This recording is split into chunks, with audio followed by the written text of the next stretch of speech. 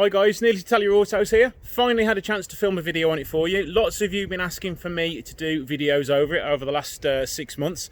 You've always seen it in the backs of my videos and I've always had tons of questions asking about it. So finally, here we go. Here's a story on my Fiat Coupe.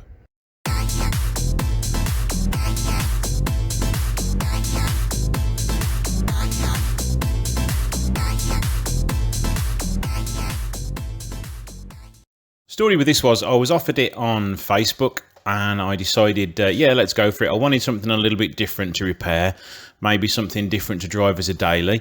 I had owned a few Fiat Coupes over the years, but never really kept them long because somebody's always bought them off me once I repaired them because they loved it so much. So I decided to get this one to practice my bodywork skills on and decided to give it a full repaint. As you can see, it needed it. So got the vehicle up and running and then decided to start to practice repainting cars. So as you can see in the next couple of photos, it did seem to come out quite well. Not bad for my first effort. As you'll see later on in the videos, there is a few areas which I need to repair, which I will eventually get round to. But the main seller for me and what made me want it was the interior. It's a beautiful colour. So back to the video. Hopefully you've enjoyed these shots. For the last 12 months it has pretty much just been sitting around my unit. I've not been used for much, I've not driven it much, but it has been sitting there looking pretty, although rather dusty. I'm now at the point now where it is sitting around doing nothing and it's not earning me any money. So it is time now for me to try and finish it and get the vehicle sold.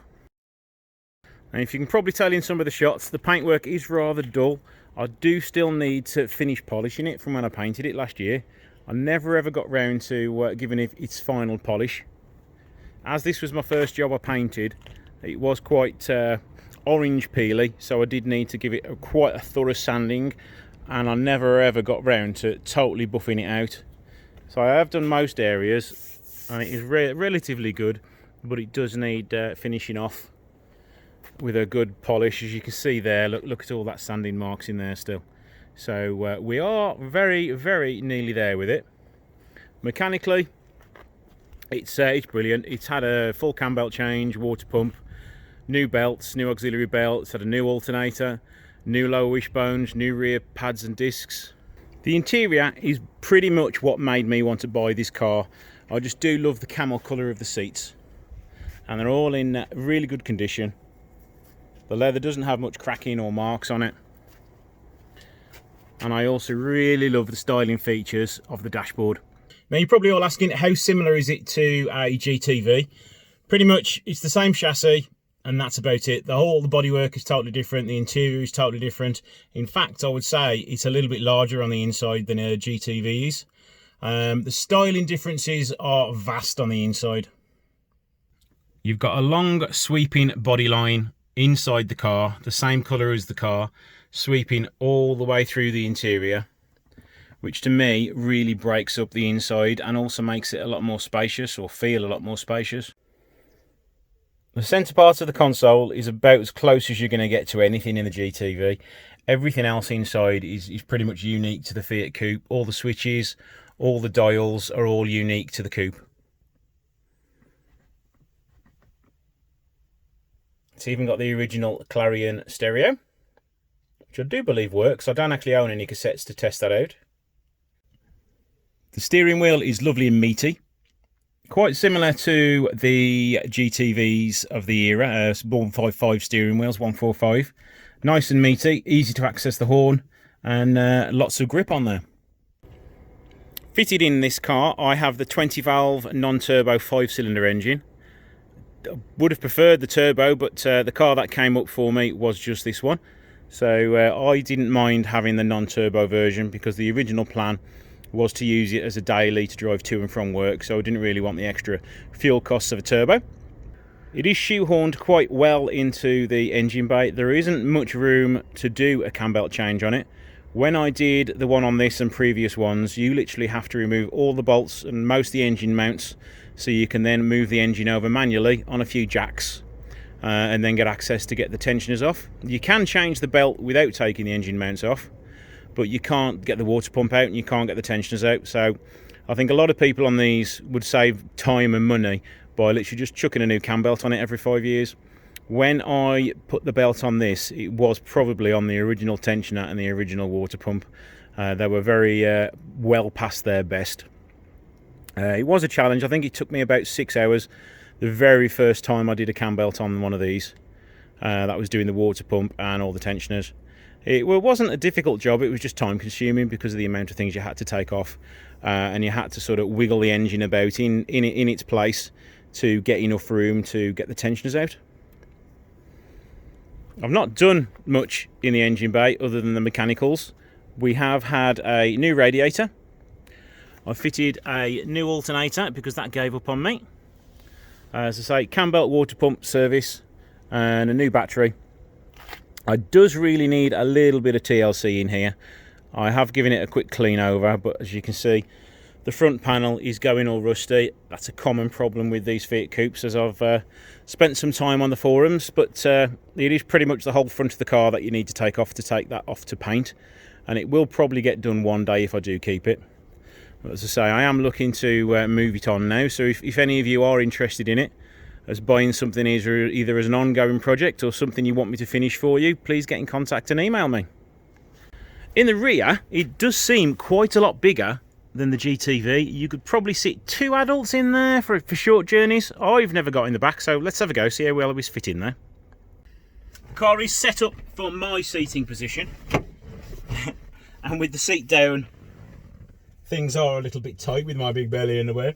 But yeah, if it was a smaller person sitting in the front, I'd be comfortable for a short journey. Not so much in the headroom department. That is a little bit limited. So let's show you in the boot. Please forgive all the mess. It's all the leftover parts I've got to fit or bought as surplus. The size is pretty much double, mainly because the fuel tank is underneath the car, whereas the GTV, it's set quite high up with all the fuel pump and gubbins set quite high, so you do get a lot more space than a GTV. The rear lights, they look absolutely gorgeous. Yes, they're only tiny, but they make the car look unique, and you very rarely see anything like this on any other car. The fuel filler cap, polished aluminium. Where do you see that on cars nowadays? You don't see that. The double wedged body line, that line you've got starts at the front bumper, goes up to the wing mirror, and then it happens again over the rear arch. Such a lovely design feature. Headlights, one styling feature it does have over and above the GTV. They're actually pretty good, and they also look a lot better than the GTV headlights. Pretty much one of the only features I don't like is the visibility in the rear wing mirrors. They are absolutely tiny at a very awkward angle, and it's very difficult to see behind you through the wing mirrors. But rear visibility is perfectly fine. Hello. Regular problems you suffer on Fiat Coupes. The headlights do start to craze up. They are only plastic and they've got a covering over them, so they do tend to go a little bit blurry. I have partially polished this one compared to how dull that one is. But there is a guy on the Facebook community who does refurbish them, and it looks like he does a very good job on them. Again, GTV problems are pretty much exactly the same as the Fiat Coupe. Rust along the floor pan, rust around the rear arches, and rust on the sills where the side skirts hide. This car was totally free of rust underneath when I bought it. I have undersealed it just to keep everything nice, but yes, this car didn't have a problem with rust. Things I've got left to do, well, I've got to finish the bodywork off, I've got to finish polishing it. There's also some areas that I need to repaint. So this was the first car I ever painted, and it was pretty much used as a test subject for me to learn my trade on. So I do have a few little areas that I need to tinker with. The boot lid needs repainting. If you can see that with all the sunlight, it did react, and I painted it again and it reacted again. I got fed up, so I thought, right, let's sand it down and just polish it up as it is, and I'll repaint it at another point. So I do need to repaint that.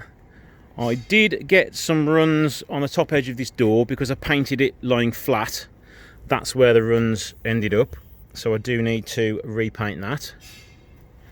I managed to drop something on the rear quarter and give it a dent there, It's picked up a few chips and knocks with it being in storage. The main one was on the front bonnet. I managed to drop, I think it was an alternator on the corner of the bonnet, damaged the bumper and also dented the bonnet. As you see, I have started repairing that now. And a few little chips down there, and then there's one on the bonnet there. But other than that, for my first effort on repainting, I don't think that's too bad. Imagine once it's been polished and those few areas have been corrected, I think we'll have a pretty good looking car. Another job I've got to finish as well, I need to repaint the alloys. There is a company that I use local to me, Absolute Alloys, and I will be using those to repaint them when I eventually get around to it. So there you go, you finally now know about the Fiat Coupe. If there's enough views in this video, I will do some more videos on me repairing it. I know a lot of my followers are very particular to Alfas only. So thanks for watching, please like and subscribe, and I shall see you in the next video.